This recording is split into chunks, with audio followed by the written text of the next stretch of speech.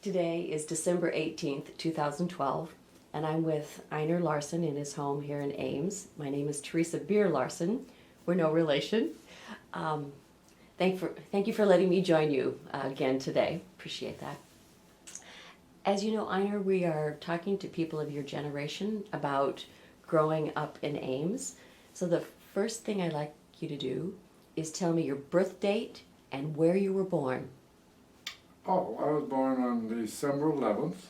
Happy birthday, by the way. Thank you, 1925. And interestingly, I was born in the college hospital, which was different, I think. I haven't run across too many who could say that.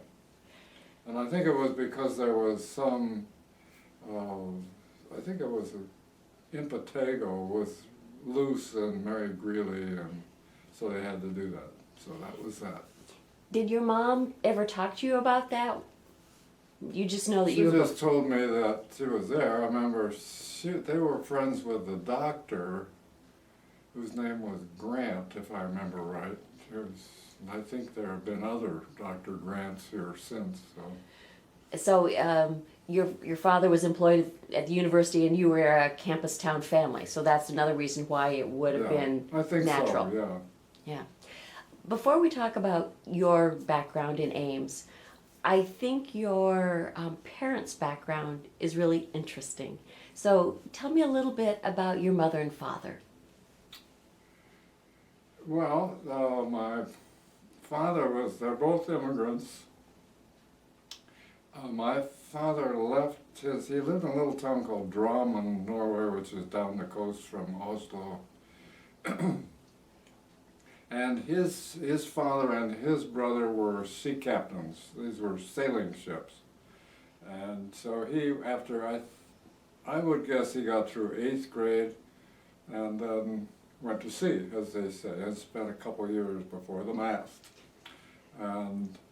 But he was in Canada and the U.S., the Caribbean, and so on. And one time in the Caribbean, a couple years later, his ship ran into a hurricane, and he was thrown into the water, and the mast came down, and the ship was derelict. It was taken into Barbados. Then he was offered to either go back to Oslo, or they drop him off in New York. He chose New York because he had a sister who had emigrated before him and lived in New Haven. And so he went to New York and went up to see her.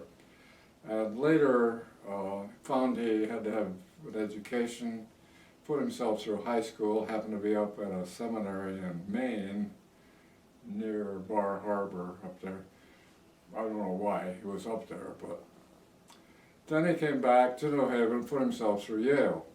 And from that he went on to a career in forestry. My mother was just the opposite. She was a product of not wealth, but a well-to-do family. The family had a relationship with the royal family, and she was accustomed to the nicer, better things. China, crystal, and so on. She, interestingly enough, followed him.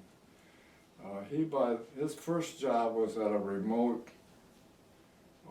Forest Service experiment station way up in the northern panhandle of Idaho. Beautiful place, Priest Lake. And so she followed him out there, and they were married there. And I think what's interesting, she went from a life of very, full closets and everything she wanted to having nothing. And she had water from a well, and the milk was from a cow, and the veggies were from the garden, and so that would have been 1913 or 14, something like that. Idaho was just barely a state by then, and they had bear, and they had mountain lion, and they had Indians, and they had bootleggers. It was interesting. And so it had kind of an interesting life. And ultimately, he had an offer to teach at Iowa State, and they came back to Iowa State in about 1921, 22, something like that, and we'll hear all the rest of that. And thoroughly enjoyed it, had a great life. So, When that was the kind of interesting beginnings to that. It was, because it shapes you a little bit later too. When your mother and your father came to Ames, Iowa, did they get their first house on Graber Avenue? Was that the first place they lived? No, they lived on the corner of Lynn and I think it's Storm. It was the last east-west street on the south side of Campustown. The house is still there. I just happened to see it the other day. So then they moved. Then they built the house on Graber, which was it was an area that was developing, and the Country Club Drive was a kind of a planned community at that time, and they were right on the edge of that. And it was full of college people, and it was great. And when you were a young child, say preschool, were the streets paved at that time? The Ash Avenue was paved. Our street was not. It was cinders, and it was a hill, and you could easily have a problem with fell down on a bike, you were going to get skinned up. Pretty good, I remember that. But I think Country Club Boulevard was paved, but there were a lot of streets that weren't. Like where you were, I don't think was paved at that time. I was downtown, when we came back here after we were retired in Florida, I remember the 13th Street was actually gravel. And it was the end of that was it for Ames at that time. We were amazed at what's happened. So let's talk a little bit about growing up then on Graber Avenue. Were there other families with lots of children around? Yeah, that's what I remember is that there was a kind of a neighborhood gang was there. I mean, we played together a lot. Summertime was the most common thing we did was work up baseball, and there were empty lots everywhere that you could go and do that. And there was always this group of kids, the McDonalds, the Gilmans, the Coovers, the Frileys, and we had a good time together growing up. So. You have just mentioned a string of names that's very famous in terms of Iowa State history. So you were kind of part of a pivotal generation there. Your parents were really the ones that sort of launched Iowa State's reputation in some ways. Oh, I don't know that. But I agree. They were all interesting, educated people. So different. Right. So you would have gone to Louise Crawford School. Yes, that was. That would have been grade 1 kindergarten, I suppose. Kindergarten, maybe 1, 2, 3, 4, something like that. And from there, I really don't remember too much about it. I remember the railroad track was in the back, and the playground. I was always interested in sports. I was not a good. I could pass everything, but I really didn't care about it. I had to admit that. And what I tend to remember is what you do at recess. So, and I do remember there was a big open field there, and there was also a maypole. I remember that. So that's kind of what. Then we went over to Welch, which was on Hayward, sound right? And it was kind of flanked by, it sort of went to South Highland too. I think it was kind of in between those two streets. Yes. Sheldon and Highland, I think, as I recall. But yes. Yeah. I got them mixed up on that. But that would have been 5th, 6th, 7th, 8th, 9th. At that time, 7th, 8th, 9th was junior high school. And there was the same thing downtown. It was Central, was 7th, 8th, 9th. And there was, what evolved there was a competition between Welch and Central. The part of it I remember was sports, and but there was definitely, you were aware there was these guys down there, you know. So that was fun. It was good. A nice rivalry. Yeah. Just to return to the younger time period at Louise Crawford School, you had an interval in your life when you went back to Norway for a time period. Can you tell me a little bit about that? Oh yeah, I was 9 years old, so it would have been 1934, 33, 34, somewhere in there. And my mother would go back every other year. She had family there, big family, and she wanted to see them. And so she'd get on a train in Missoula and amazing, go to, you know, she'd get to New York, get on the boat and go to Oslo. And she typically would stay for several months. It wasn't like a 2-week cruise at all. She'd be there for a while. And the time she took me, we were there over 6 months. We probably left in, just as soon as the ice went out, you know, and got back maybe in November, something like that. Then I had to go to school at Welch. It was probably 5th or 6th grade, something like that. The problem I had was that my primary language has changed. I went from English to Norwegian. And that, I think, happens with young children. They absorb it so fast. So you basically switch languages in a sense. Well, evidently, because it certainly happened to me, and I think what was kind of interesting about it was that because I had to translate everything when I got to school into the classroom, I was late, and I never got my papers done on time, and I turned up, I flunked every single class the first semester or whatever it was. And nobody could quite understand that, you know, until I think my mother took me down to see the principal and find out what was wrong, and the principal said, "Oh, well, we didn't know that," you know, and so then, but then I began to come out of that, and it's fun. It's just, well, it's kind of interesting. It does show how times have changed in a sense, because school systems now try to have a sensitivity to language differences. I agree. But the school system at the time are way ahead of us in that regard. For instance, you can't graduate from high school in Norway without English, see, so yeah, it's good. but obviously you turned out well. You got the marks. I think you're right, because once you get that language in your head, it's in there. You may not use it, but we've been back to Norway 2 or 3 times, and I'll find myself saying something in Norwegian. I didn't even know I knew that, but it's. He was there. So outdoor play. Let's talk about outdoor play. Kind of talked about summer workup baseball. What was it like to be like 10 years old through 15 years old in the winter in Ames?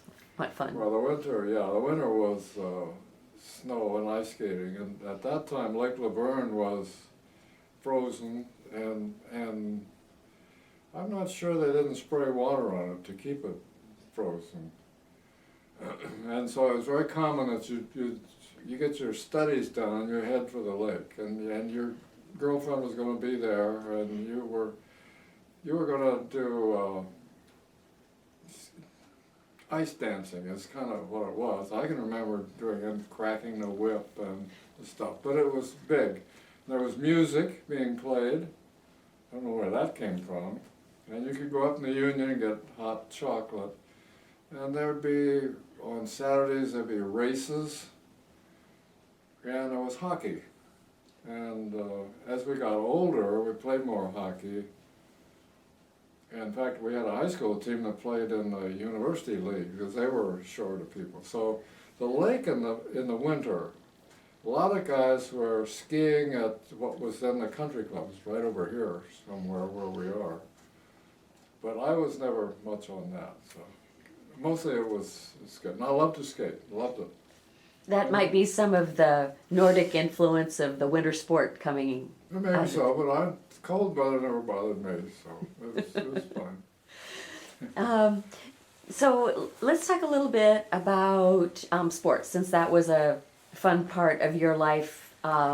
In junior high, you had teams, and were you on a football team and a basketball team, and Yeah, do I was track? never in basketball, but I played football and a lot of baseball. And football was controlled in Ames at that time because the high school coach, I think his name was Kenny Wells, if I remember right. He wanted the junior high teams to play the same system that he played when he got to high school, so that by the time he got to be a sophomore in high school, you had played 3 years of his plays and his program, and so he was way ahead of who he was competing with because of that. Because these kids knew what to do when they were sophomores. He didn't have to teach them anything, and it worked, and it shows in the scores through his years that he did that. I loved to play, but I was strictly second team stuff. So but I loved it. It was fun, and there was a lot of pride in Ames. I think still is about the achievement of the various, not only teams, of course, but scholastically. I think there's always been a certain level of pride in Ames. Let's talk about some of the sports rivals. Who would be the teams that in your era, when you were in high school, that you wanted to make sure you got the victory? There was, I don't know what they called the league, but there was in Central Iowa, Boone and Marshalltown, Newton, Oskaloosa. Is that kind of a group? Our rival, of course, was Boone. It was kind of unfortunate because Boone did not have the population and the coaching that could compete, and they rarely even were in the game, but it was unfortunate. But we considered them a rival.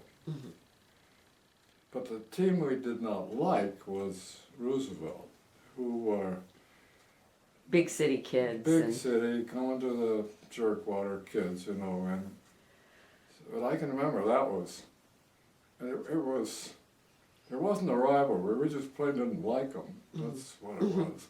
I have no idea if that still exists. Remind me again the year that you graduated from high school.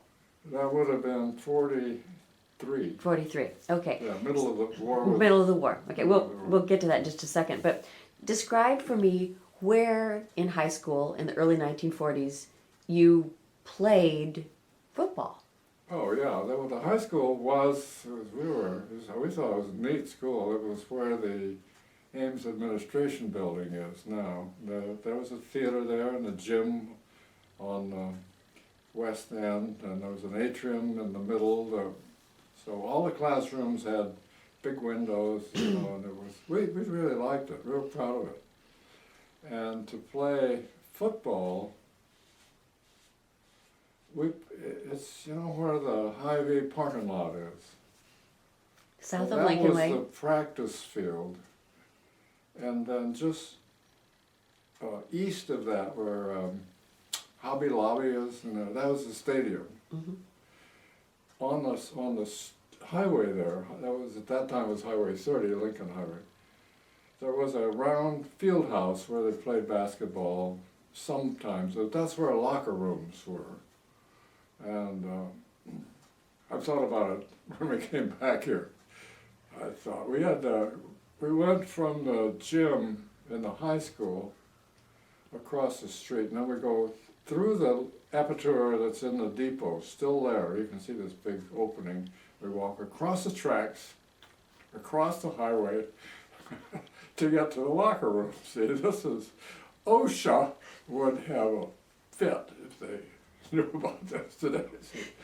So, it's kind of interesting. Baseball, basketball was not my game. They played basketball either in the field house or in the gym in the school. Baseball, at that time in the high school, all of the spring sports were individuals, track, tennis, golf, and so on. And no baseball.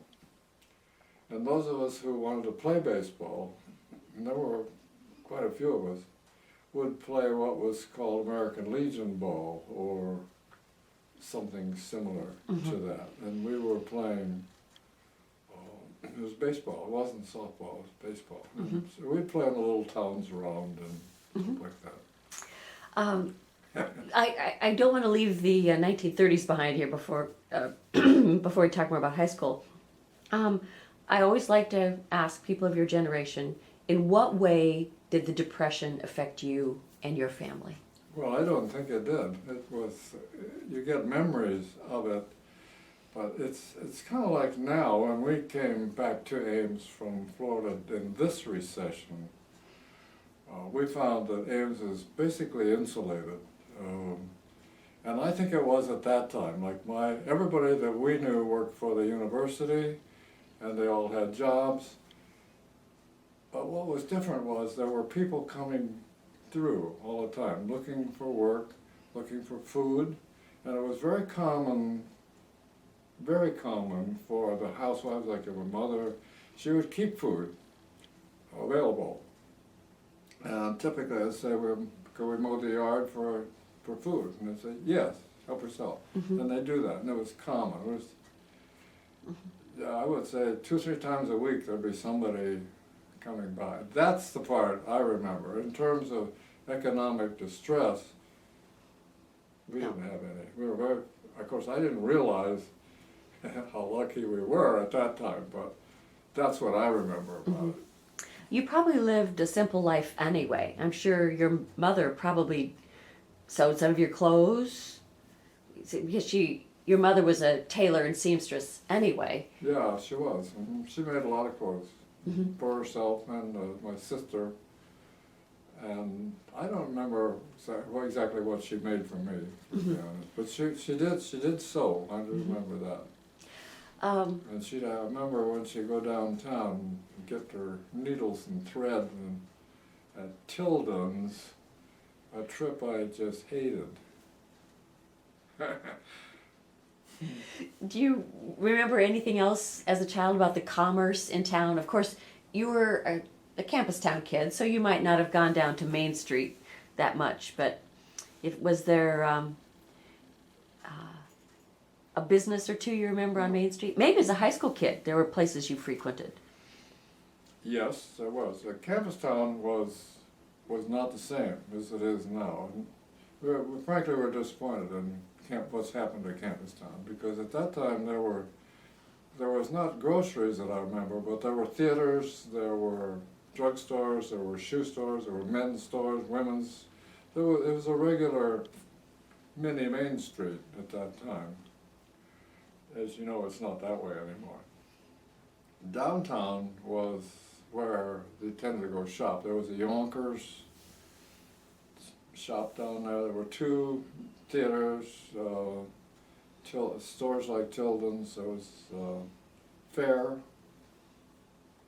I don't remember what was sold there, but I remember that name. Yard goods. Yonkers. So, but I would say that Main Street at that time was just where you went to shop. That's what I remember. What about places that high school kids might have hung out on Main Street for fun times? Well, the theater, going to movies was, you get a date, we go to the movies. That's kind of what it was. And the theater at that time, the Collegian was fairly new and was big and nice, and that was a treat. You go for ice cream or sundae or something. The place I remember was right at cattywampus from the school called Moore's Dairy, and we get your banana split in there. I guess I don't remember Any others? other than that. Now I, you I did- think going to movies was a big Big thing. thing. And you worked in a movie theater downtown. Yeah, I did. For quite a while, yeah. Tell me about that. What'd you do? The man who ran the theater, there were 4 in Ames. There were 2 in Campustown and 2 downtown. And the 2 downtown were at the opposite ends of Main Street. Neither are there now, I see. His name was Joe Gerbrach. And he lived north on Grand, past 13th. His home is still there. It's an interesting old place. It surprises me that it's still there. But one of the jobs I had as I was getting into high school, later on in high school, was working in the theaters. Started as an usher. Those are the days of ushers.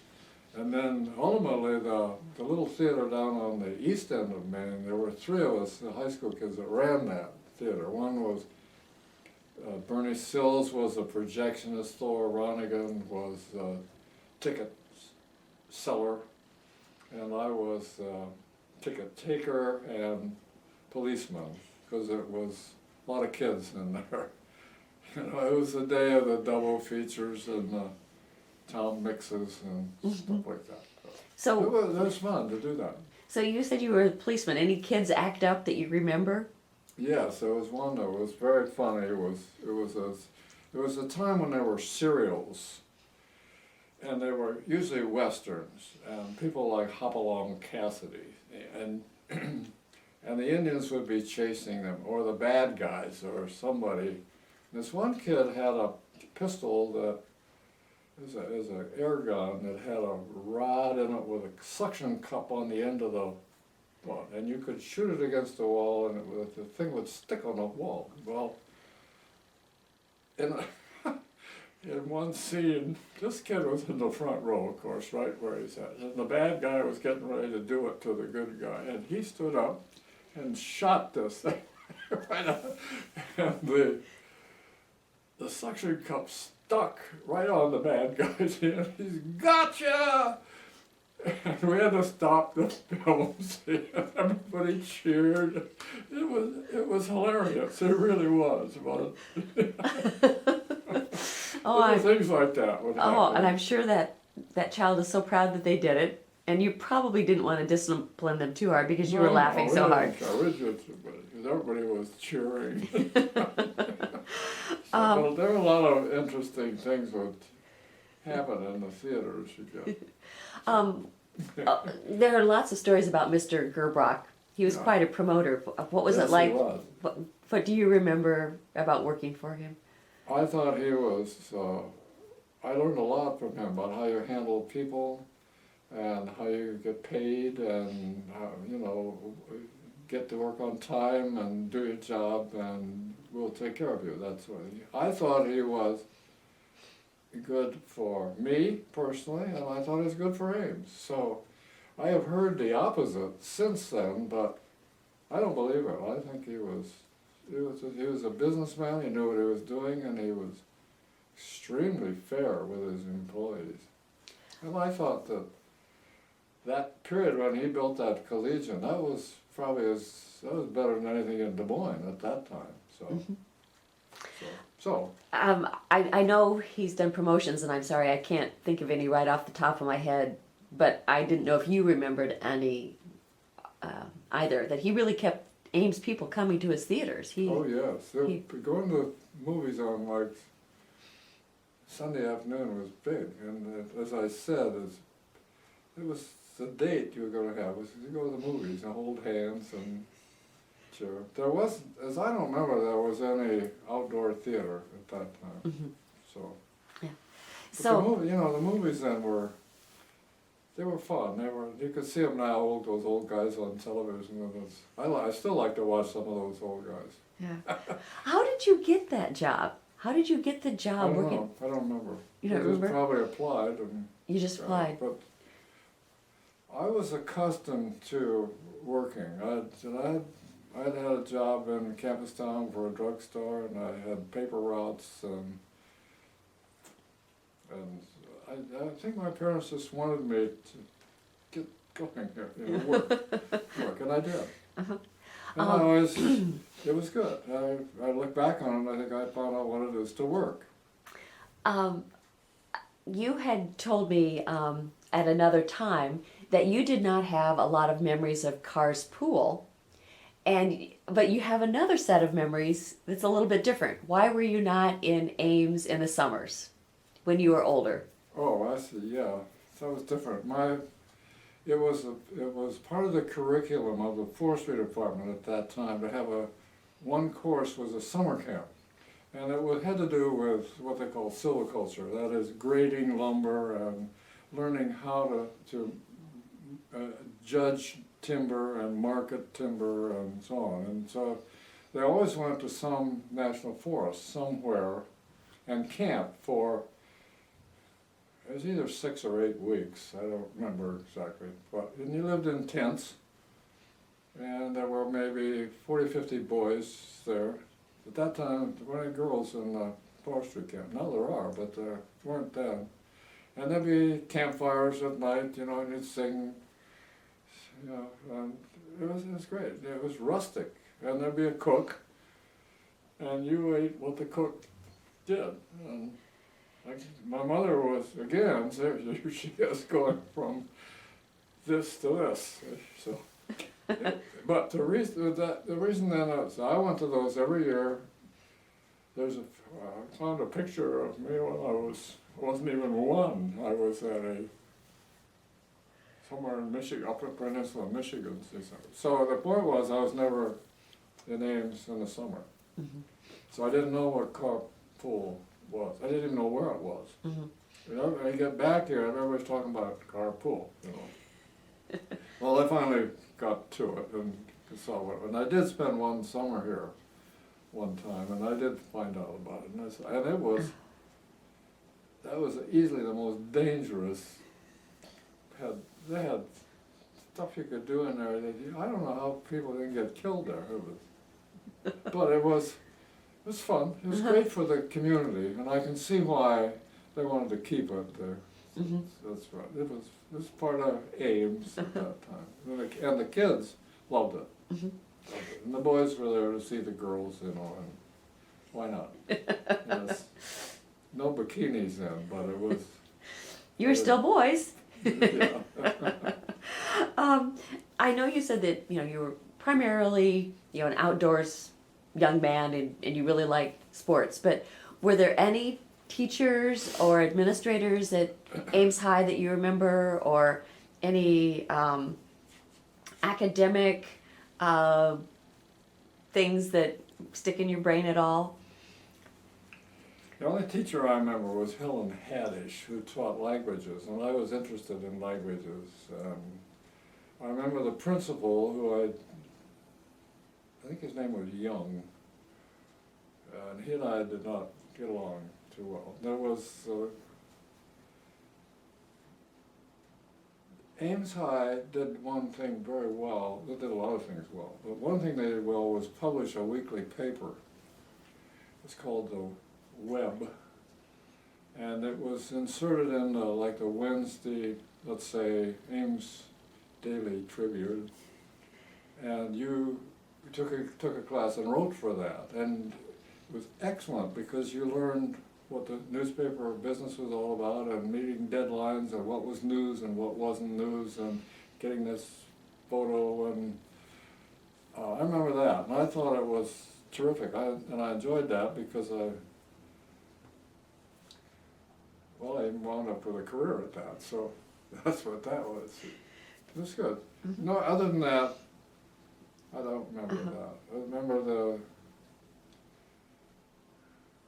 remember the theater. We did shows, there were a lot of drama. Mm-hmm. We had a good auditorium to use.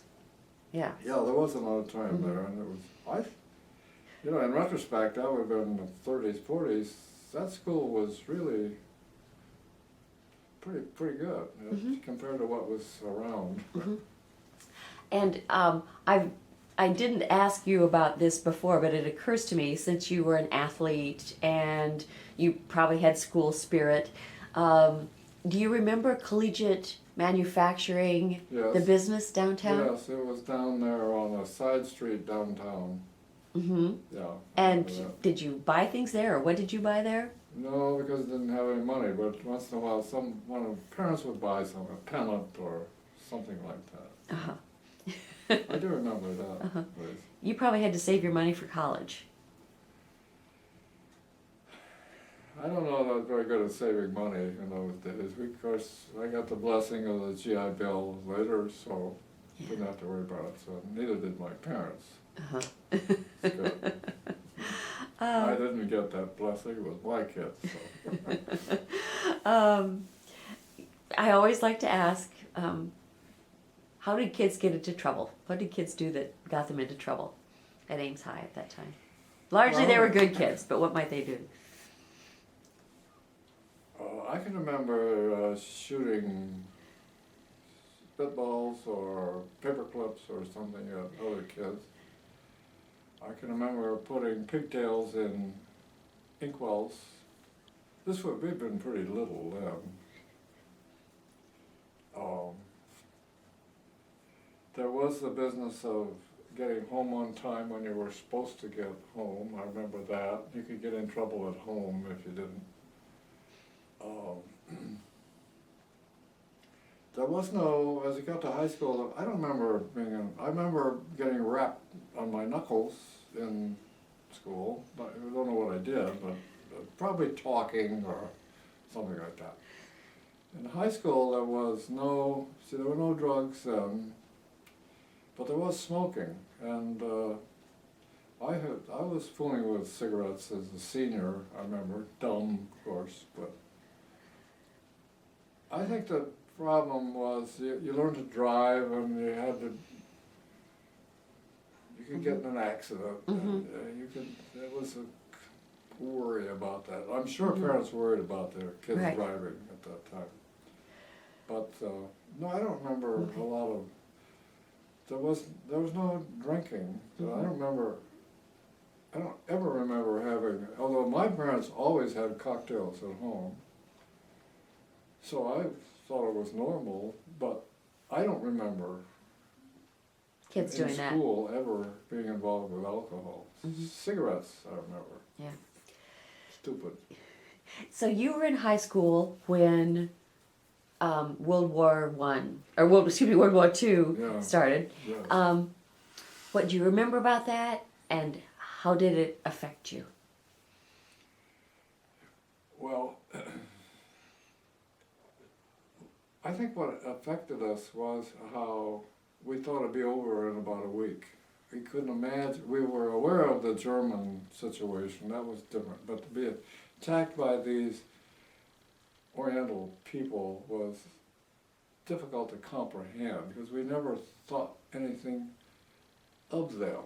We had no respect there for them because a lot of it was because the toys we get that would come from China or Japan were grossly inferior, and I can remember clearly saying, I don't know, this isn't going to last.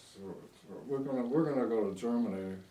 I remember we went to a movie the day of December 7th with a friend of mine, and he said, well, we'll never have to go there. We're going to go to Germany. And he did. He was in the Battle of the Bulge, too. So, I guess that's what I remember. About. And then everybody wanted to go.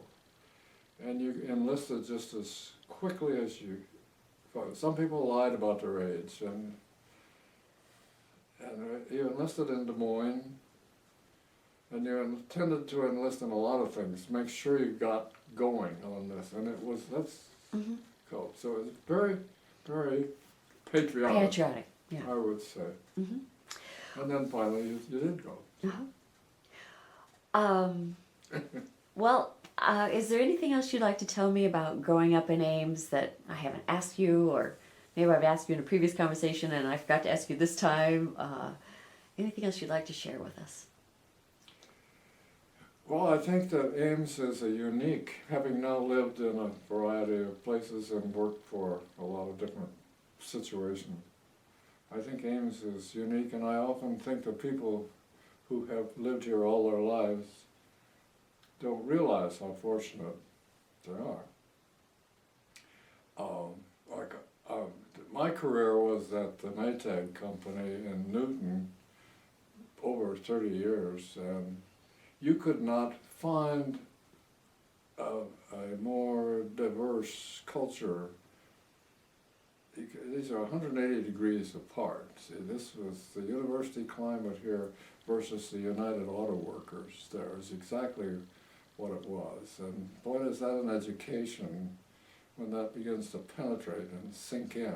And we thought when we first went there, we'll never stay in this, there's no way, but happily I got promoted and I got to do what I wanted to do, and so I did. So I think that Ames is a unique place and has many advantages. I think it can be improved, frankly, and I think it is gradually, but it's doing that in a very democratic fashion, and that's probably the proper way to do it. But in general, Ames people are very fortunate, I think. Well, thank you for sharing your thoughts with us today, Einer. I really appreciate it. No, I appreciate it. Thank you. And in Norwegian, I don't know how to say thank you, but I would if I could. Mange takk. Takk.